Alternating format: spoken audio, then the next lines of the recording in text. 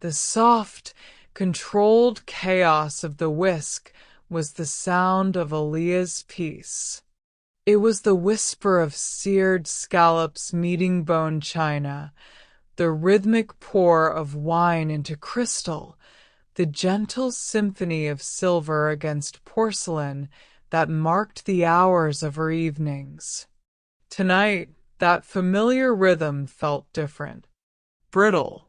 The dining room, with its warm amber lighting and exposed brick, held a peculiar stillness beneath the surface noise, as though the very air had learned to hold its breath. It was because of him. Damien Shaw did not announce himself. He simply existed in space, and that space bent around him. He sat at his usual table by the window, not the best view, not the most prominent position, but the one with clear sight lines to both exits and the kitchen door. Aaliyah had served him every Thursday for 6 months, and she had learned to read his silence the way others read facial expressions. He was a man built from edges. His suit was immaculate charcoal wool, his tie a slash of midnight blue, his hands motionless on the white tablecloth. Only his eyes moved, pale and calculating, tracking the room with the patient attention of a predator who had never needed to rush. They called him Day, in the whispers that moved through the restaurant's back corridors, a name that spoke to the cold clarity he brought to violence, the way he made his enemies disappear in broad daylight. Aaliyah had never been afraid of him. Fear required attention, and attention was dangerous. She had perfected the art of being unseen, a ghost in black slacks and a pressed white shirt, anticipating needs for water or extra napkins without ever truly being noticed. Tonight, her hands trembled. She was refilling wine glasses at the table behind his when she saw it. A small, wicked glint of light caught in the polished surface of her serving tray, a reflection that didn't belong to the soft glow of the dining room's Edison bulbs. Her breath stopped. Her training took over, the muscle memory of professional service workers everywhere. Don't react, don't pause, keep moving. She angled the tray slightly as she poured, and the reflection sharpened into clarity. A window across the street. 3rd floor. The unmistakable silhouette of a rifle scope catching the light. The trajectory was perfect. The angle was clean. Damien Shaw was sitting exactly where a trained marksman would want him, framed by the window, illuminated, still. For 3 full heartbeats, Aaliyah stood frozen, the wine bottle suspended in her hand. Her mind catalogued the impossibility of what she was seeing. Damien Shaw was a man who survived by being 3 steps ahead of everyone else. He was known for his paranoia, his precision, the way he controlled every room he entered. He didn't make mistakes. He didn't sit in kill zones. And yet, she could do nothing. She should do nothing. Aaliyah Brooks was a waitress saving for a catering business, not a player in whatever game of blood and betrayal was playing out in the margins of her Thursday night shift. Her job was to pour wine, clear plates, and collect tips that would inch her closer to a health inspector's permit and a commercial kitchen lease. Her job was to be invisible. She thought of her tiny apartment in Bed-Stuy, the business plan taped to her refrigerator, the catering photos she'd been collecting in a worn folder. She thought of the carefully constructed stability she'd built from the wreckage of a childhood defined by chaos and uncertainty. Getting involved meant losing all of it. Men like Damien Shaw didn't have allies. They had casualties. But then she made the mistake of looking at him again. He was staring at his phone, his expression unreadable, his shoulders carrying a tension she had never noticed before. There was something almost human in the set of his jaw, a weariness that cracked through his carefully maintained armor. He was ruthless. The entire city knew that. But in that moment, watching him sit unaware in the crosshairs, he was also just a man about to die, and she was the only person in the room who knew it. Aaliyah's grandmother's voice echoed in her head, the woman who had raised her with stories of civil rights marches and standing up when it mattered. You can't unsee what you've seen, baby girl. Once you know, you have to choose. Her choice was reckless, probably fatal, definitely insane, but it was hers. Her hand dove into her apron pocket, fingers closing around the server's pad she used for special requests and dietary restrictions. Her pulse hammered in her ears as she fumbled for a pen, her palms slick with sudden sweat. She had seconds, maybe less. The words needed to be clear, urgent, impossible to misunderstand. She braced the pad against the curved edge of her tray and wrote, her handwriting tight and rushed, "Assassin behind you." 3 words. 3 words that would either save a life or end hers. She tore off the small sheet and folded it once, her movements mechanical, her mind screaming at her to stop, to throw it away, to pretend she'd seen nothing. Instead, she picked up the water pitcher from the service station, the glass cold and grounding against her trembling palm. This would be her excuse, her cover. The walk to his table felt like moving through water. Every step was too loud, too visible. The entire restaurant seemed to narrow into a tunnel, the background noise fading into a dull roar. She could hear her own breathing, could feel the note burning in her pocket. "More water, Mr. Shaw?" Her voice emerged steady, professional, a miracle of muscle memory. He didn't look up. He simply shifted his glass toward her, a minute gesture of permission.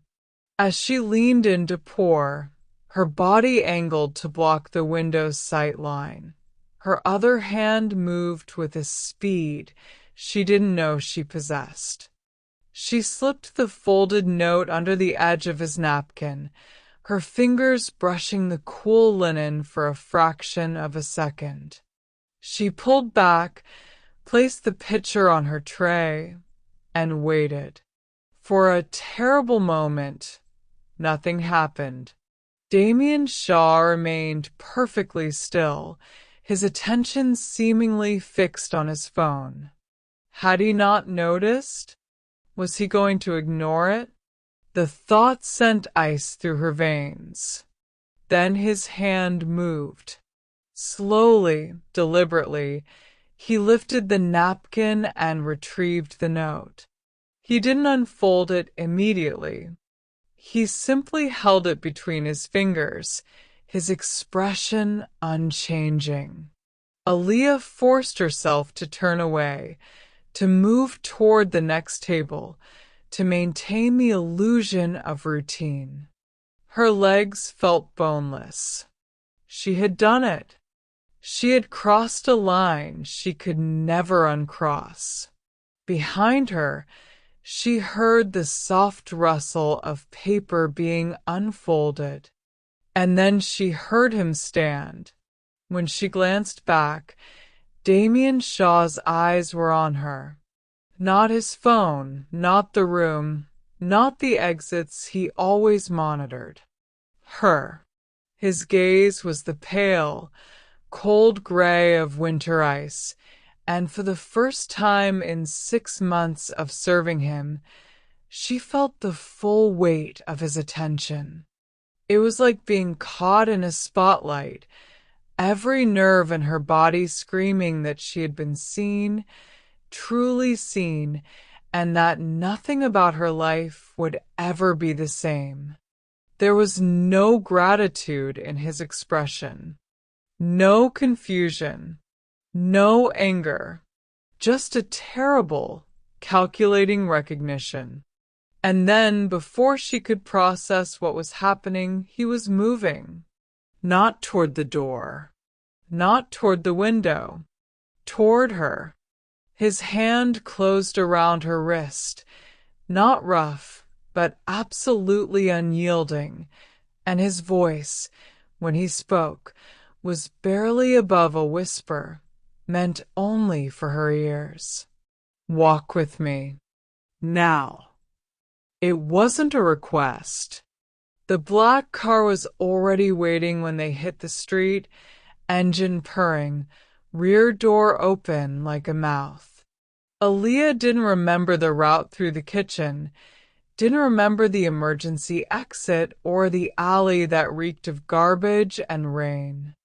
She only remembered the iron grip on her wrist and the way they had moved, fluid, purposeful, a man who had escaped death so many times it had become choreography. He pushed her into the back seat and followed in one continuous motion. The door closed with a heavy, final sound. The partition between them and the driver was already up, tinted black.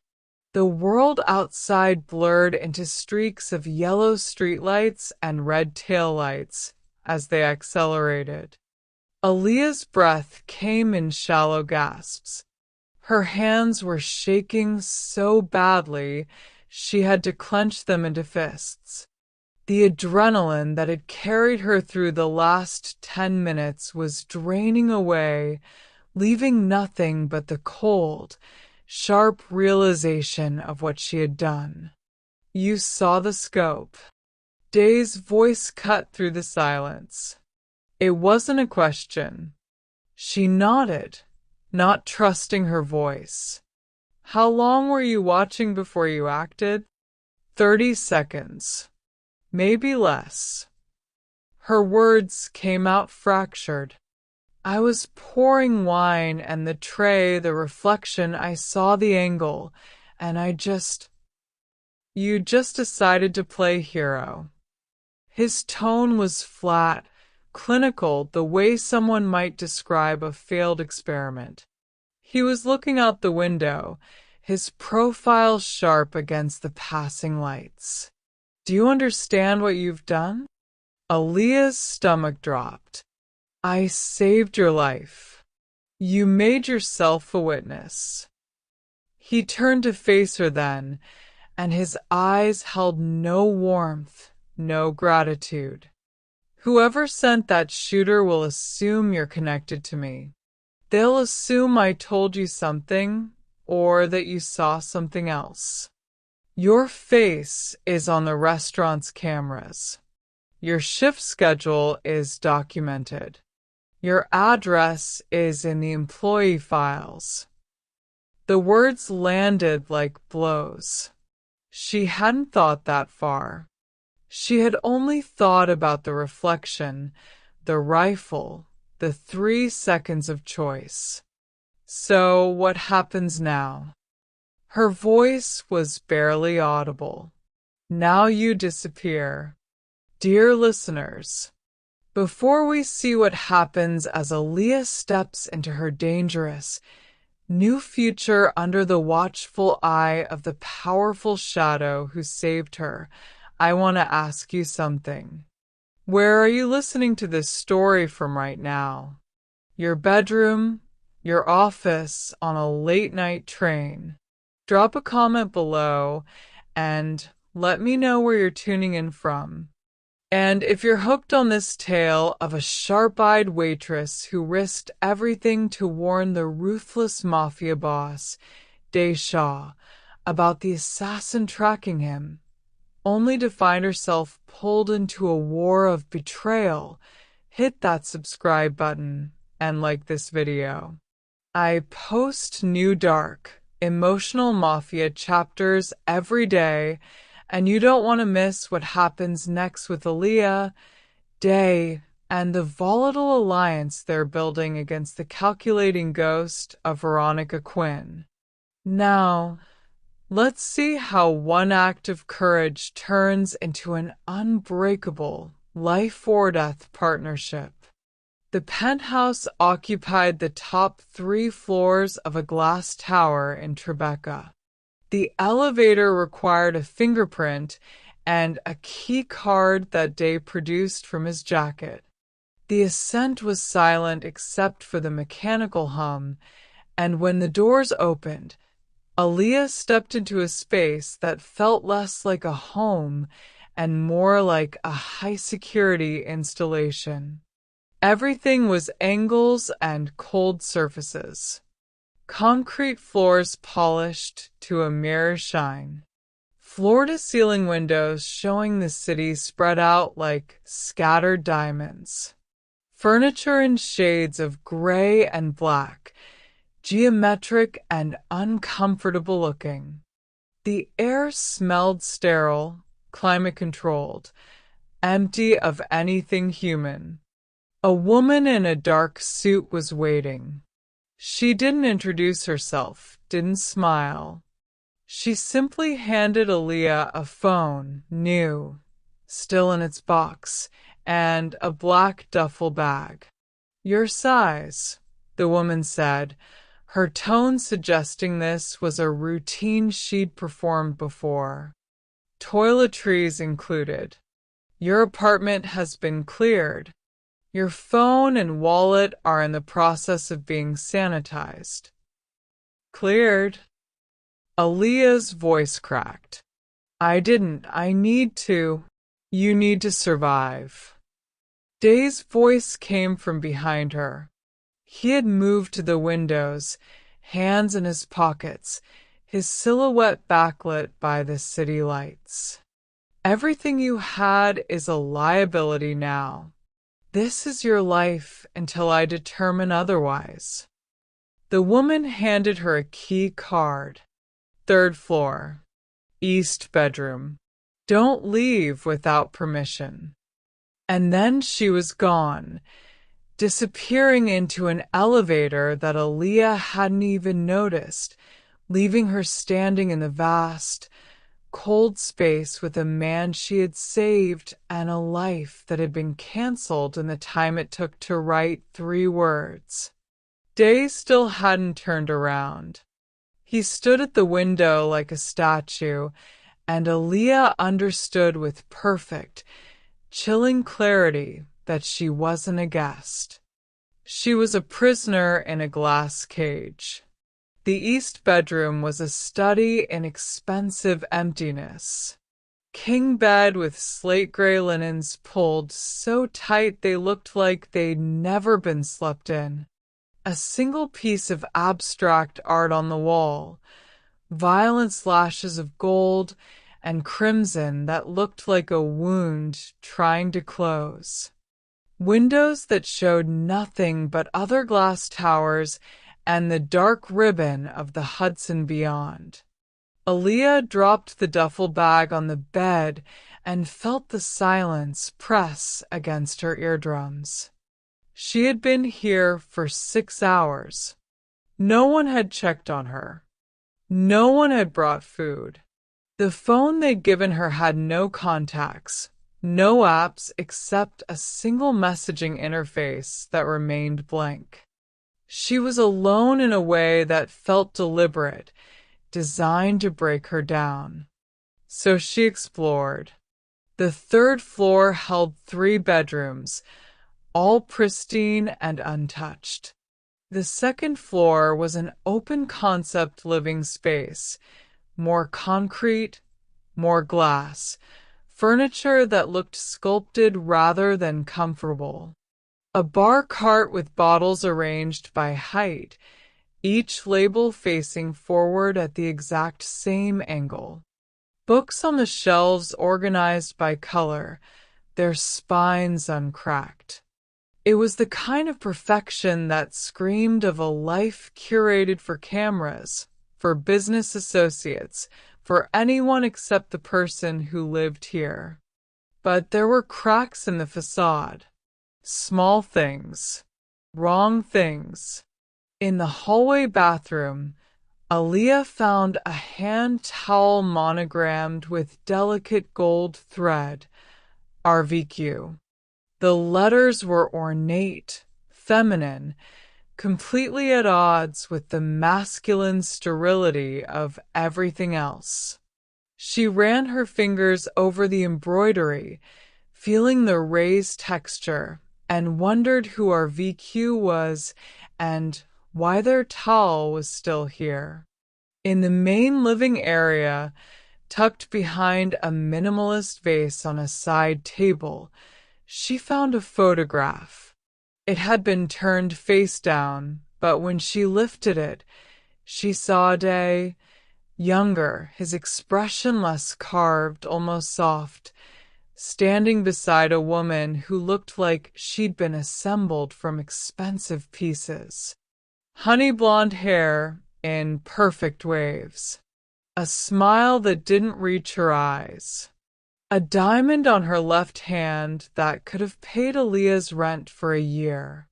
The woman's arm was looped through Day's, possessive, and she was looking at the camera while he was looking at her.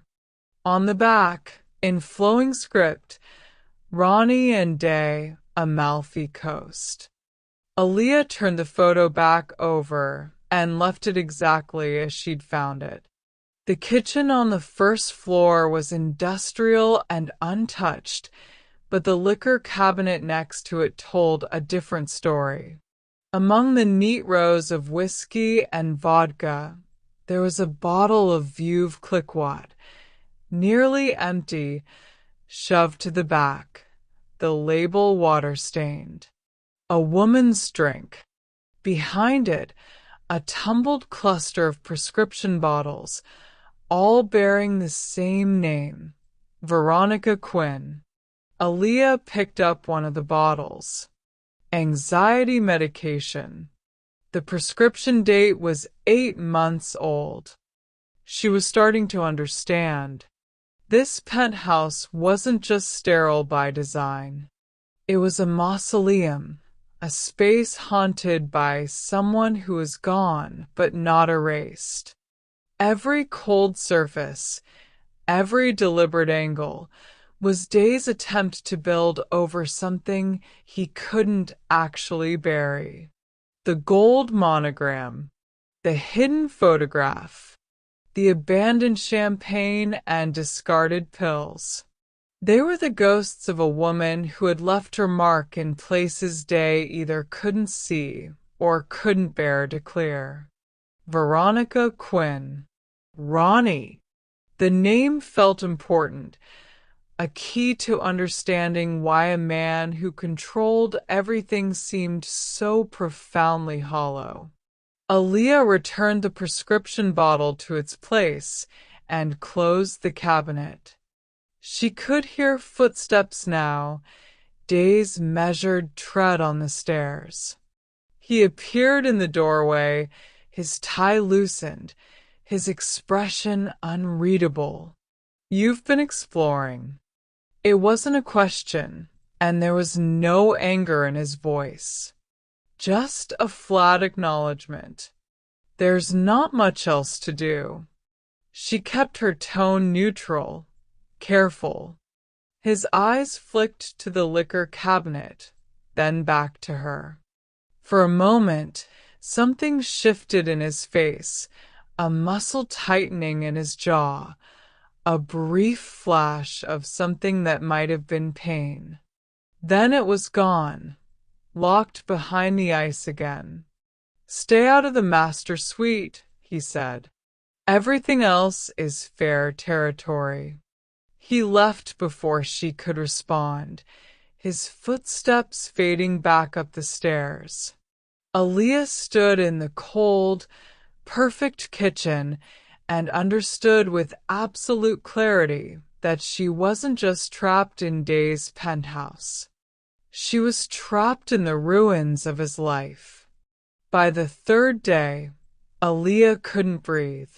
The silence was a physical thing, pressing against her chest, filling her lungs with cotton.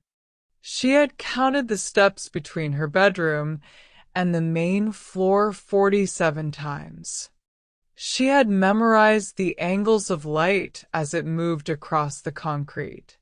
She had read the spines of books she couldn't touch without feeling like she was violating a museum exhibit. The penthouse was suffocating her with its perfection, its careful emptiness, and if she didn't do something, anything, she was going to start screaming and never stop. So she went to the kitchen. It was professional grade, the kind of setup she'd fantasized about during those long shifts at the whisk when her feet ached and her back screamed. 6-burner gas range, double convection ovens, a stand mixer that probably cost more than her first car, drawers full of knives so sharp they caught the light like warnings. Everything was pristine and used, waiting. She opened the refrigerator and found it stocked with the basics: eggs, butter, cream, vegetables still in their grocery store packaging. The pantry held spices arranged alphabetically, their labels facing forward. It was the kitchen of someone who employed a private chef, not someone who cooked. Aaliyah pulled out her phone, the blank, lifeless thing they'd given her, and opened the only app that worked, a notes function. She didn't need a recipe. The dish was written in her muscle memory, taught to her by her grandmother on Sunday afternoons in a kitchen that smelled like love and chaos. Chicken étouffée. Rich, complex, the kind of food that took time and attention and couldn't be rushed. She found a cutting board and started with the Holy Trinity: onions, celery, bell peppers. The knife felt good in her hand, solid and real. The rhythmic sound of chopping was the first genuine noise the penthouse had heard in days. She worked methodically, precisely, letting the familiar movements ground her. Garlic minced fine, tomatoes peeled and diced, a roux built slowly, flour and butter stirred until it turned the color of burnt copper. The smell started subtle, butter and onions, sweet and savory. Then it built. Garlic and pepper and tomato and thyme, layering into something that cut through the sterile air like a declaration. The kitchen filled with steam and heat and the particular chaos of active cooking.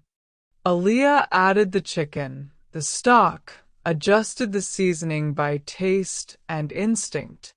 She wasn't following a recipe. She was resurrecting a memory.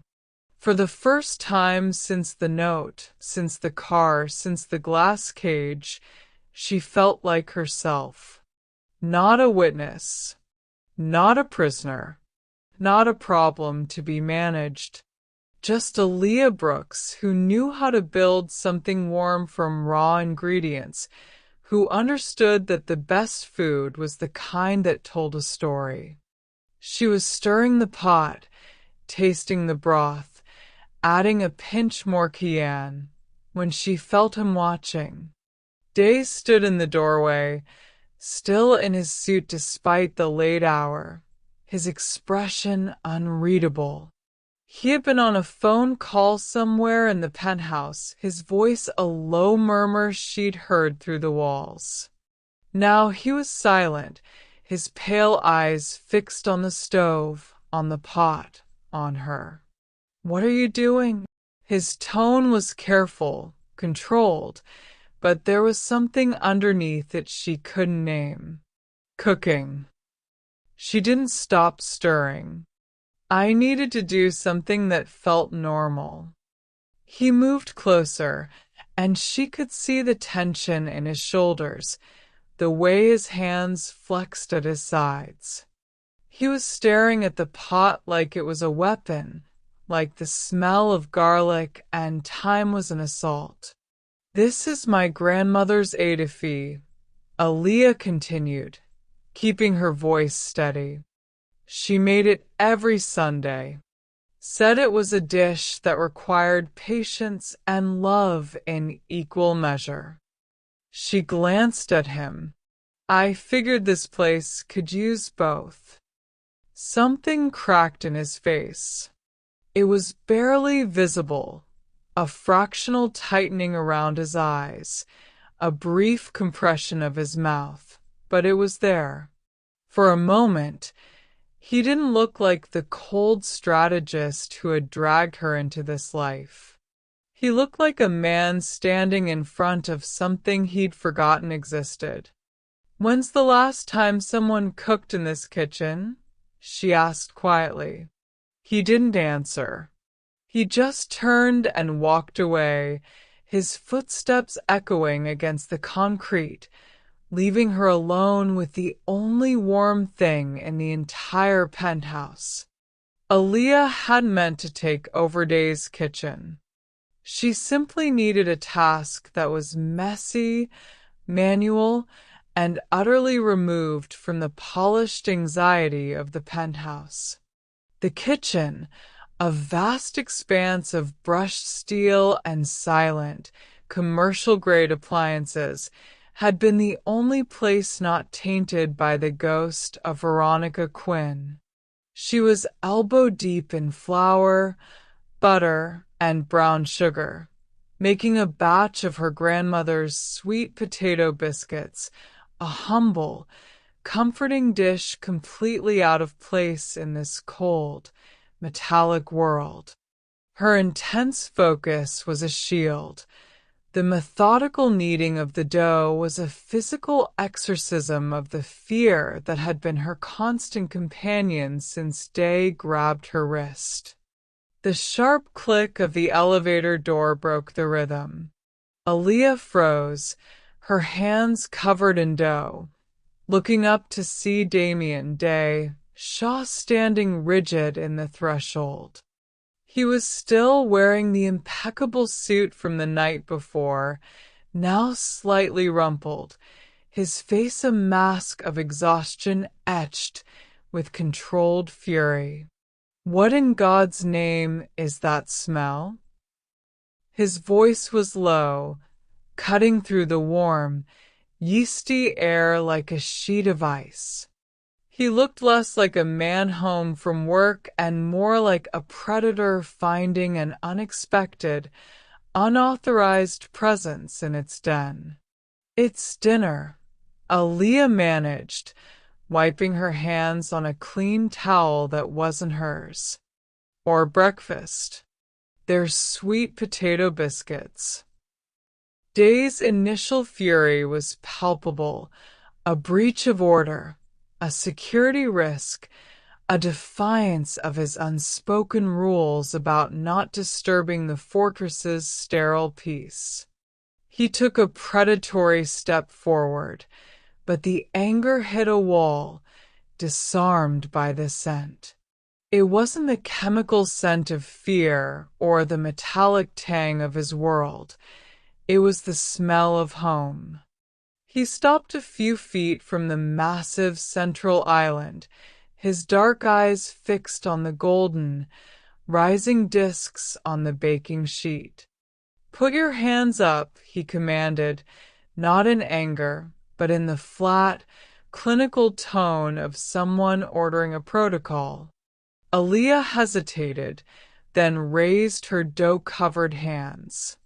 Day approached the island, his gaze never leaving her.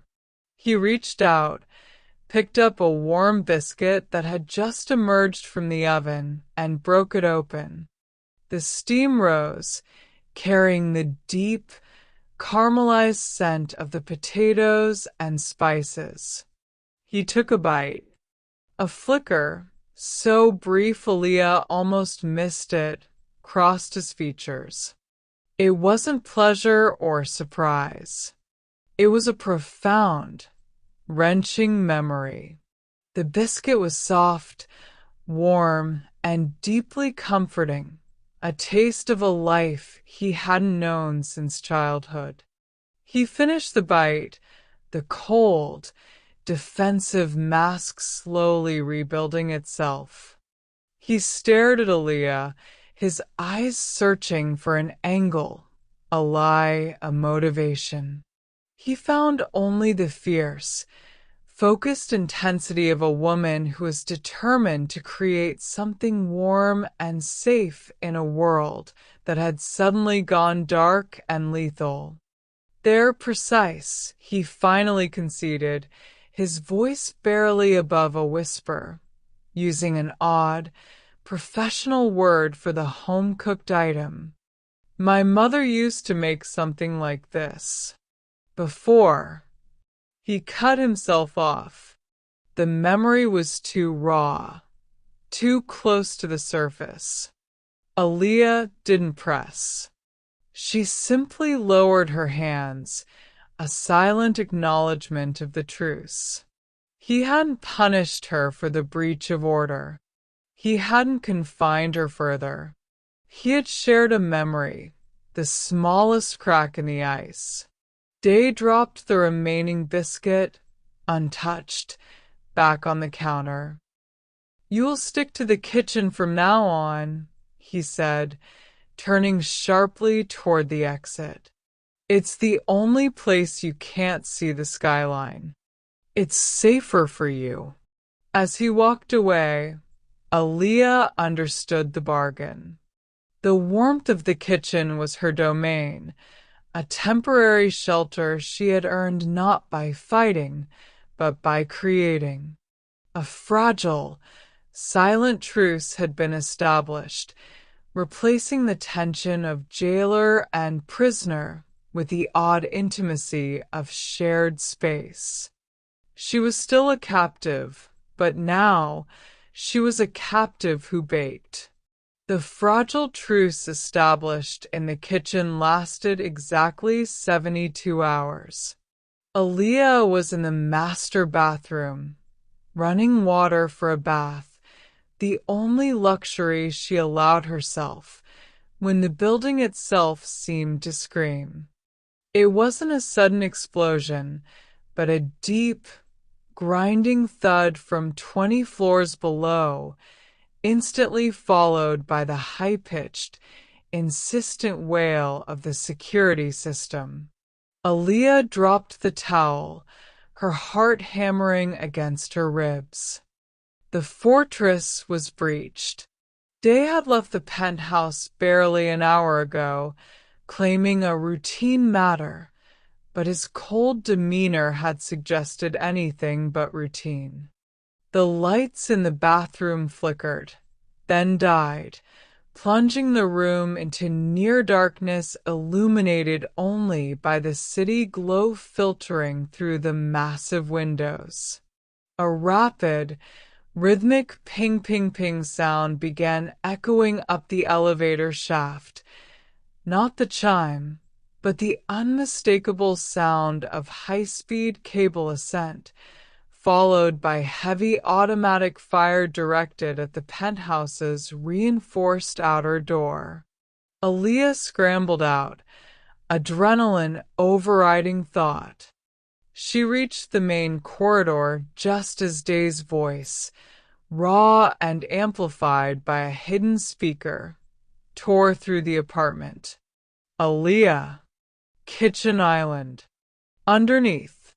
Now. She sprinted toward the kitchen, the warmth of the sweet potato biscuits replaced by the metallic stench of fear and ozone.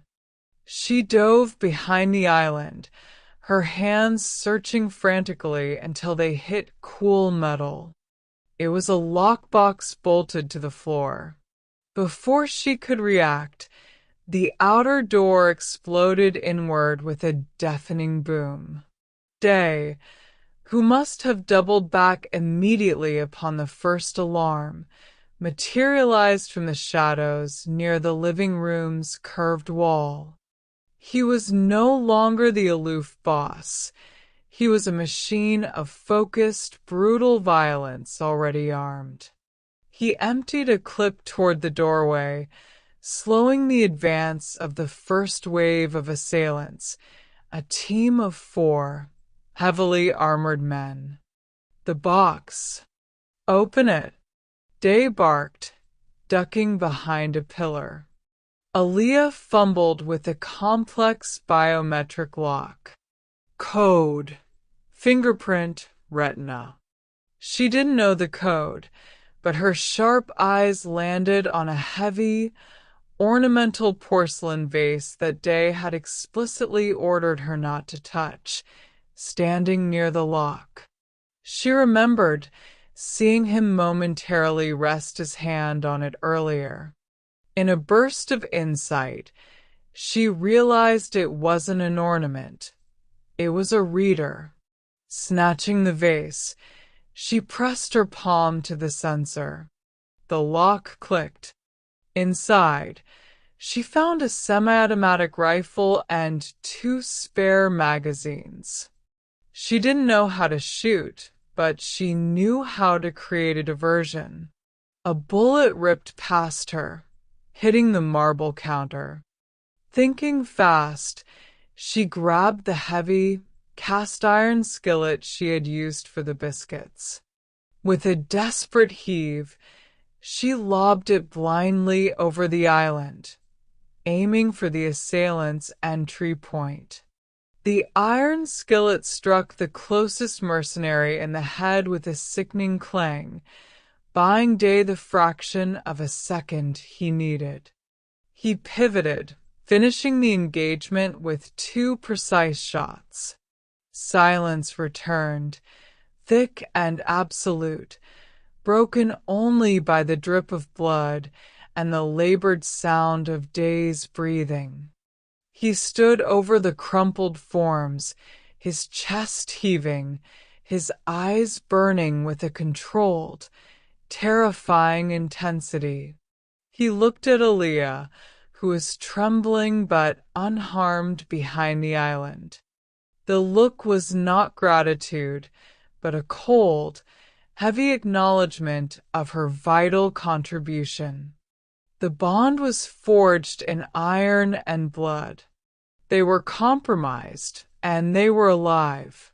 The immediate aftermath of the assault was a strange, echoing quiet. The only sound was the crackle of sparks from a severed wire near the ruined entry and the ragged sound of their breathing. Day remained motionless, rifle in hand, his gaze fixed on the demolished door, waiting for a counter-move that never came. Aaliyah slowly crawled out from behind the island, her knuckles skinned, her shirt sticky with a mix of dust and fear. She noted the small crimson patch darkening the sleeve of Day's suit, a superficial graze, but a wound nonetheless. The chaos of the penthouse, usually so cold and perfect, was now a mirror of the war raging in Day's life. Shattered glass, upturned marble, and silence where there should have been music. Day finally lowered the weapon, his grip loosening only slightly. We need to move the bodies before they realize we're still here. He didn't ask her for help. He issued a directive, assuming her cooperation. Who was it? Aaliyah's voice was rough, barely a whisper. She looked at the nearest assailant, a large man in tactical gear, his face obscured by a dark visor. Day didn't look at her. He didn't need to. The quality of the team, the lack of backup, the single aggressive entry point. He trailed off, pulling a small communicator from the gear of the fallen leader. This isn't a mob hit. This is personal. This is someone trying to prove a point, not secure a territory. His voice dropped, thick with a poisonous certainty. It was Ronnie. The confirmation of the betrayal hung heavy in the air. His ex-wife, Veronica Quinn, the glamorous ghost that haunted his home, was trying to kill him. It was a cold, bitter truth, confirming the rot at the core of his organization and his heart. Aaliyah walked over to the largest dead man, ignoring the rising nausea. She pointed to a patch of dull gray fabric beneath his high-tech armor. Look at the lining of their vest. It's custom. She traced the piping with a hesitant finger. And the sole of his boot, that isn't standard issue for heavy ordnance. It's designed for silent movement on yacht decking or perhaps a very expensive Italian marble floor. Dave finally looked at her, truly looked, the ice in his eyes replaced by a sharp, assessing intensity. He had missed that detail, too focused on the strategy of the attack. Ronnie Quinn had a custom boot designer in Milan and a yacht moored in the Aegean. The assassin's gear wasn't just expensive, it was bespoke, tying the attack directly to her extravagant world. The dynamic shifted completely. Aaliyah was no longer the witness he protected. She was the observer who saw the details he was too blinded by loyalty and betrayal to notice.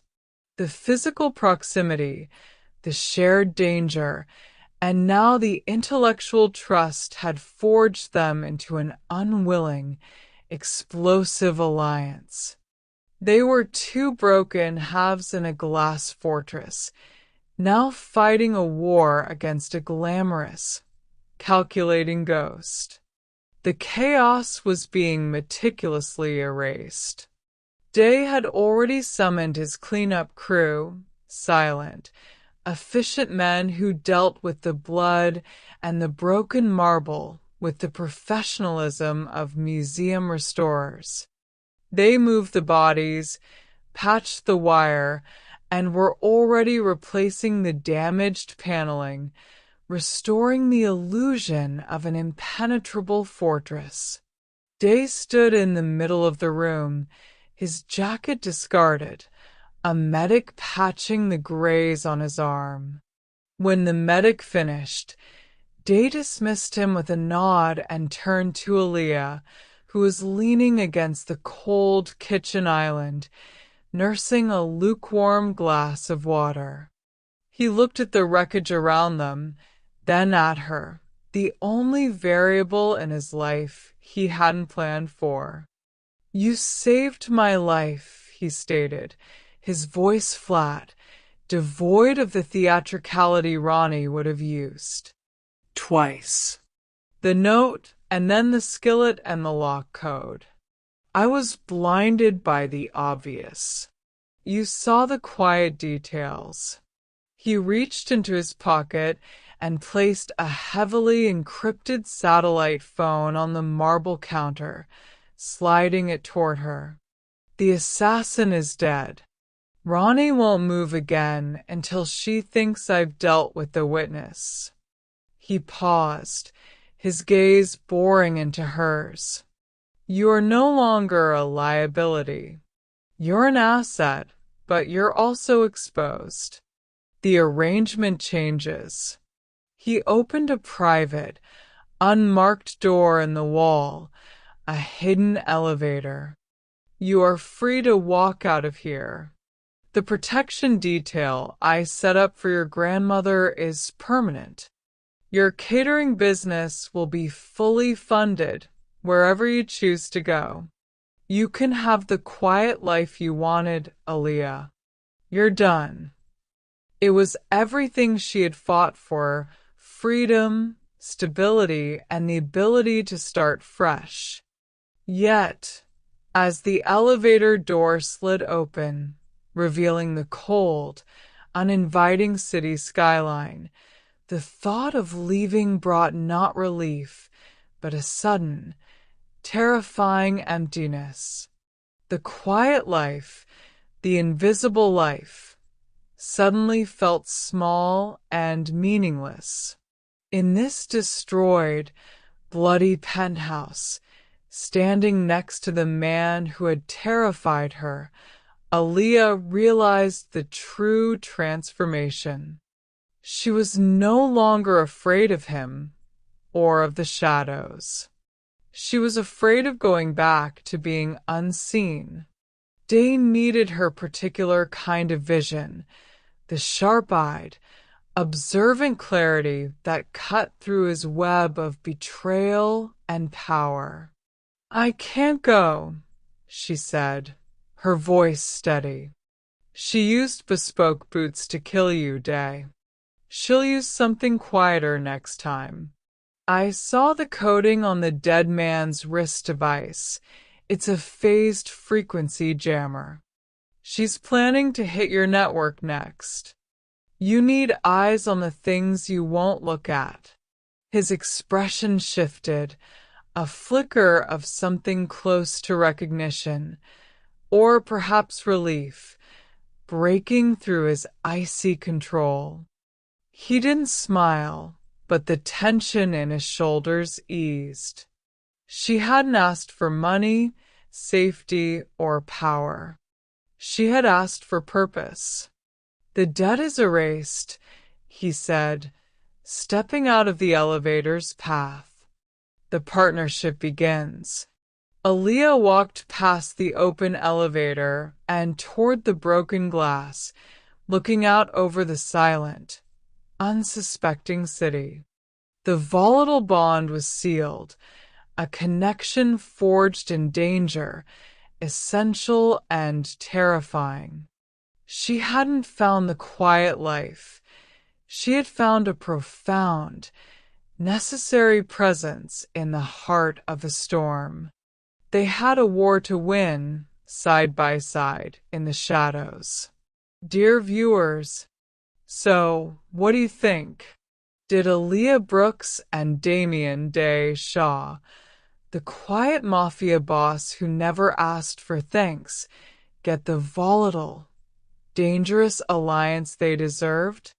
Could you risk everything for a man you barely knew, using your quick thinking to save him from a hit he never saw coming? What makes someone a real protector, a real guardian, a real home in a world of betrayal? Drop a comment and let me know. And tell me, have you ever been someone's necessary ally? The one who saw the subtle lining of the assassin's vest and knew the truth? The one who saw past the cold facade to the quiet vulnerability, who was brave enough to put their own stability on the line for justice? Or have you needed someone to see you that way, Past the job title, past the fear, straight to the strength that just wanted to make the world a little safer? We all need people who choose us, who stay when the breach hits, who use an everyday kitchen skillet to move mountains in the dark because a man's life can't wait. If you love this story about a focused waitress who slipped a 3-word note to the most dangerous man in the city, about a Don who found a certainty in a stranger's quick observation, about two people who discovered family isn't just blood, it's the unbreakable, volatile bond that forms when a life is saved. Smash that subscribe button and hit the notification bell. I post new high-stakes redemption thrillers every day, and you don't want to miss what Veronica Quinn is plotting next. Like this video if you want more stories about quiet alliances, about enemies becoming unlikely saviors, about the power of small acts in a massive war, about one note that saves a life. Your likes tell me you crave more stories about real humanity, dangerous, unspoken, unbreakable humanity. This is Blissful Stories, where alliances are forged in silence, not signatures, where a well-placed skillet can shift fates, and where the best redemption stories begin with someone brave enough to act when every instinct screams walk away. Until tomorrow, remember, you don't have to be blood to be bound. Sometimes all it takes is one look, one promise, one whispered assassin behind you. Be someone's Aaliyah. Answer someone's plea. Change someone's night. Now go check your locks and hold your people close.